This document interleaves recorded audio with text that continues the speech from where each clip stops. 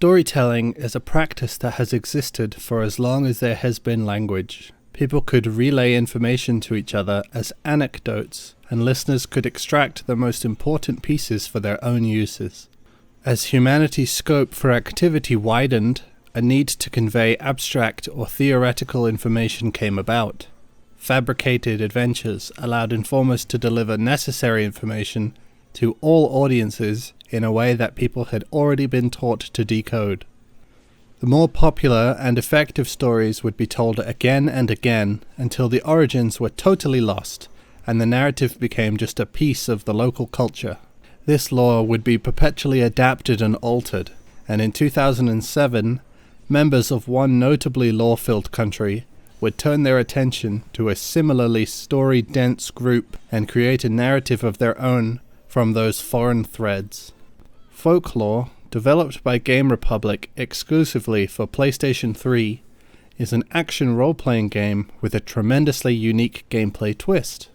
The playable characters are never given weapons to swing around to attack their enemies. Instead, enemies can be captured and their spirits summoned to deal damage or protect the user. The enemy spirits, referred to as ids, have types similar to Pokemon, in which some are more effective against certain enemies, while other enemies are totally immune to certain types of attack. Since there are so many different ids to collect, they have a wide range of attributes within their function that allows the player to really customize their attack strategy for every scenario.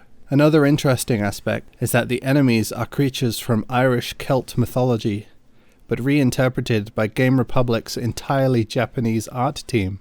This creates a bizarre amalgam of the two mythologies, and results in a roster of fascinating foes and allies. Many might be familiar with a handful of the most famous Irish mythological creatures. The leprechaun, or the banshee. Folklore dives deep into the Celtic tales, and pulls a much wider range of critters. Interpretations of creatures like the boggart and oski follow their mythological origins very closely, while the brolachan and the afanc are similar, but certainly have had some liberties taken. Agar-agar is a jelly creature that has no origin in Irish folk tales. It much more closely resembles a gelatin extracted from algae, known as kanten in Japan, and agar-agar in Malaysia.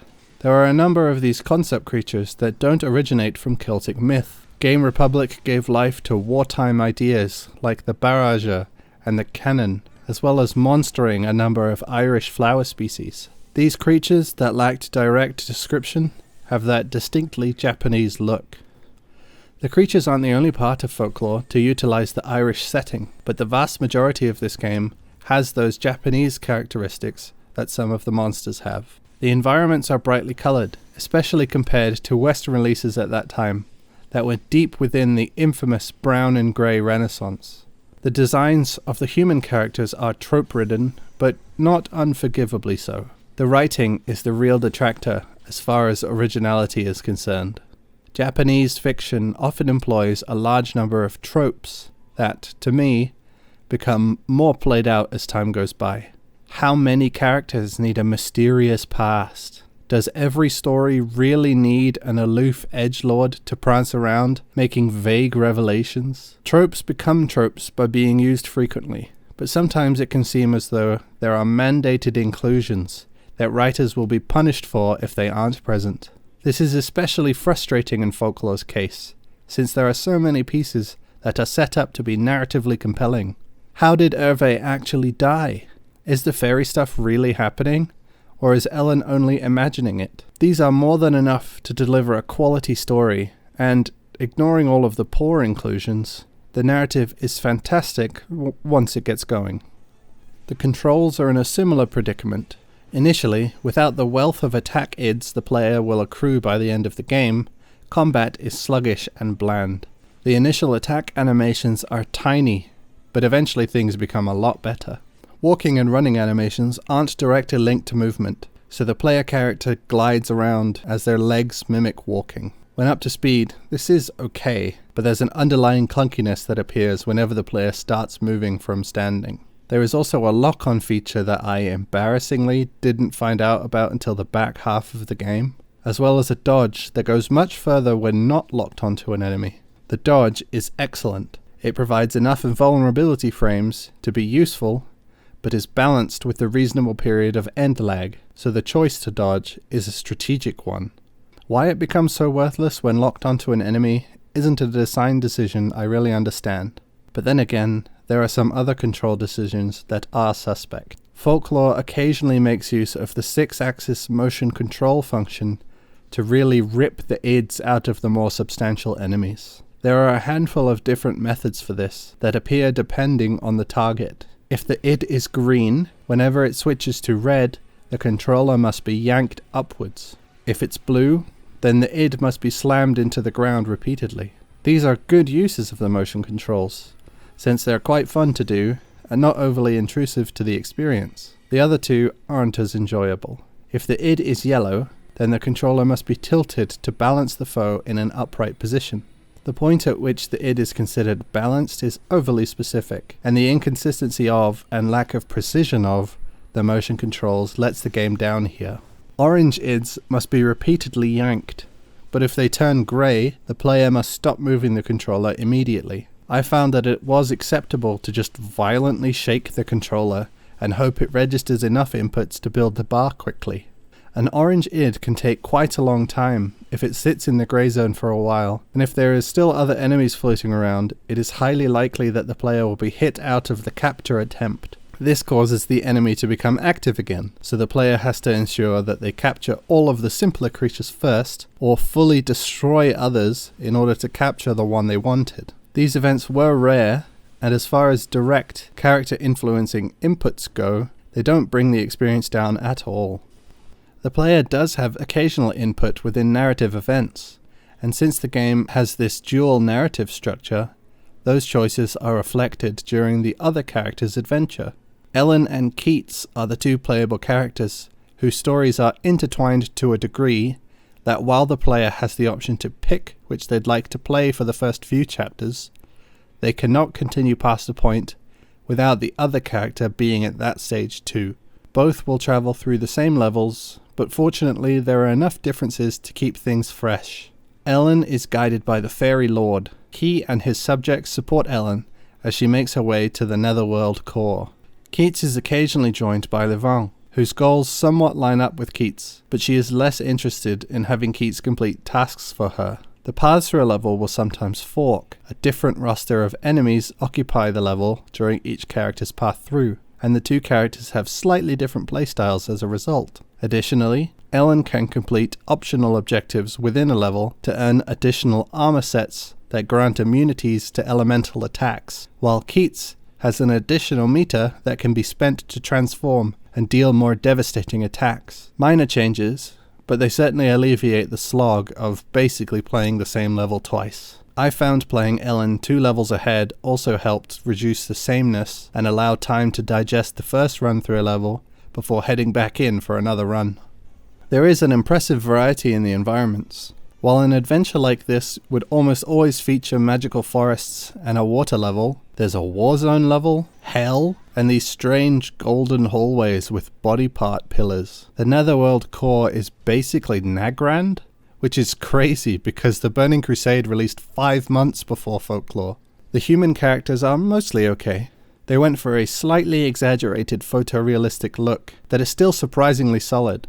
Ellen's standing and walking poses are ridiculous, and the way the characters are posed during the comic scenes are generally tacky and really do a disservice to the models. These comic scenes are the worst means of presenting information that the game offers. Of the 3 styles, it makes the least thematic sense within the game too. None of the characters are comic artists, nor are fairy tales usually told through a comic book form. Why not just use the conversation interface instead? The fully animated scenes are obviously a lot of work, but this middle ground is far from elegant.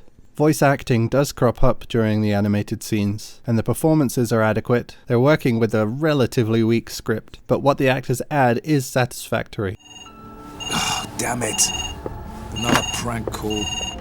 Editorial department, Unknown Realm magazine. Help! Help me! These fairies, What? Speak up, please.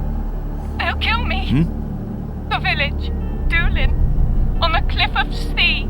Help me! Wait. Hello? Hey, hello.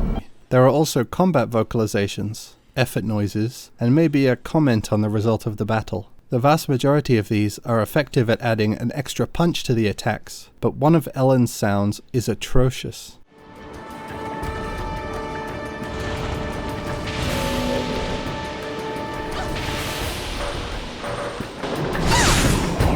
Fortunately, the other sound effects are incredible. The sounds of absorbing the ids is excellent, and the most effective way to understand if an enemy is immune to your attacks is from a perfectly distinct percussive sound.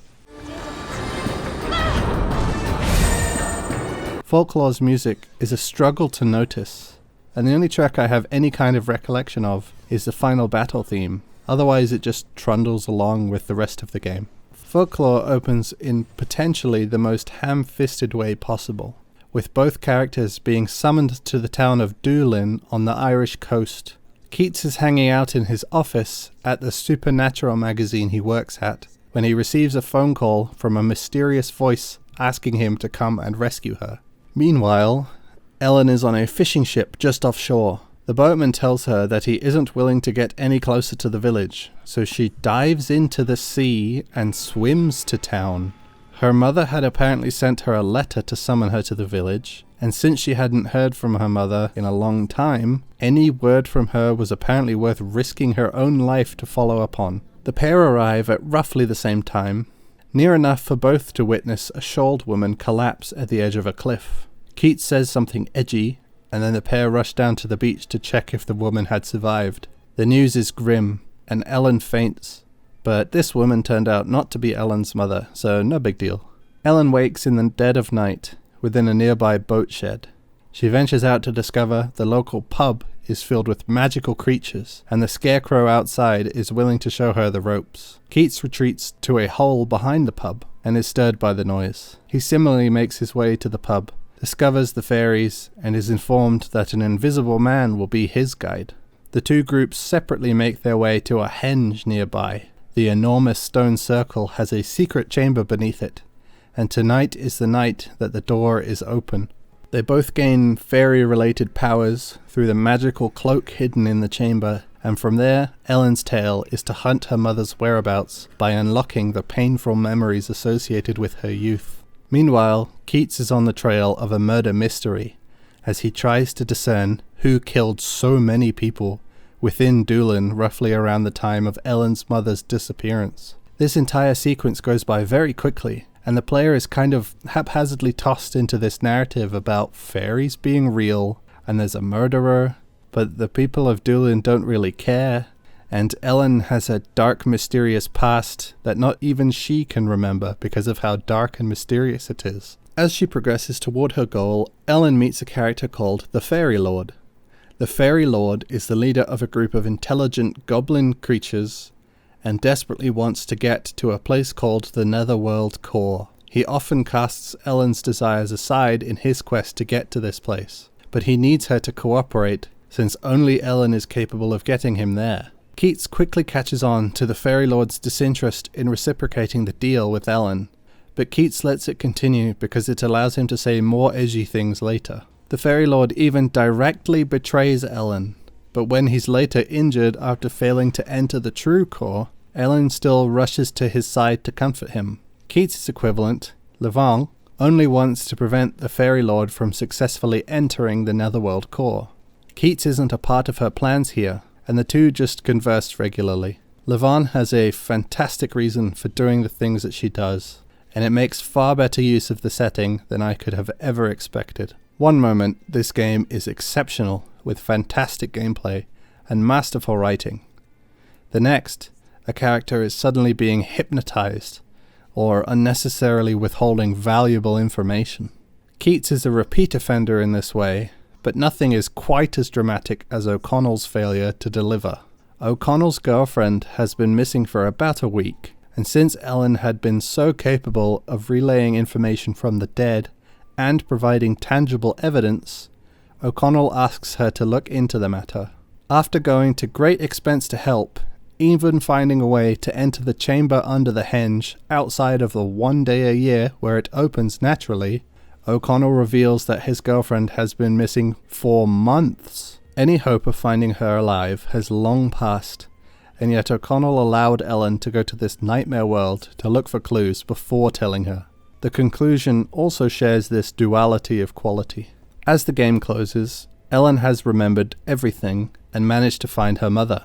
One of her memories was of a drawing she made when she was a child. Her dearest friend at the time wouldn't have survived to adulthood due to an unnamed terminal illness. The two would still often discuss their future selves, what kind of career aspirations they had, and what they would look like as adults. Ellen's drawing of her friend's adult appearance looks exactly like Keats. So is Keats real?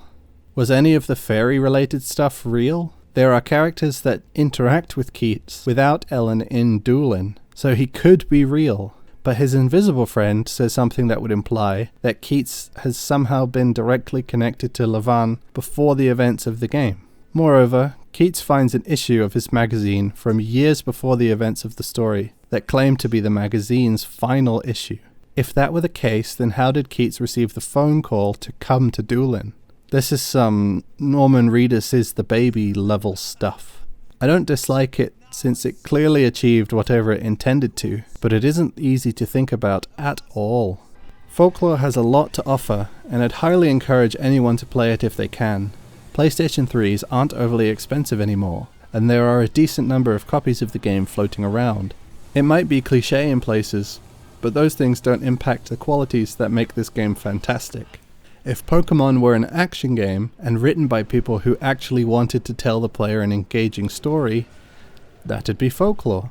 Game Republic made a wonderful adventure through a fascinating world, and reviews around the time definitely took notice. It was unfortunately met with poor sales though, and the next year Game Republic were desperately trying to stay afloat. Regrettably, the licensed titles they made weren't enough, and the studio shut down in 2011. Now, the Netherworld slumbers, hopefully to be acquired by THQ Nordic and revived as a passable sequel. We can only wait and see.